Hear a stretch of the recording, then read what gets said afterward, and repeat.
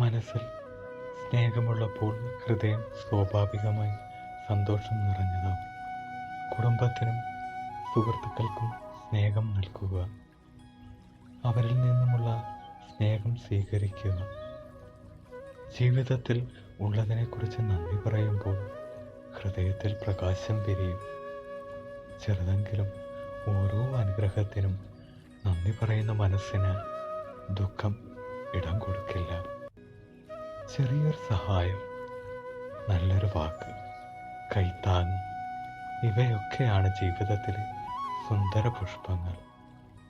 ഹൃദയത്തിൽ പ്രകാശമേകാൻ ദൈവസ്മരണയും നന്ദിയുമാണ് ഏറ്റവും പ്രധാനങ്ങൾ.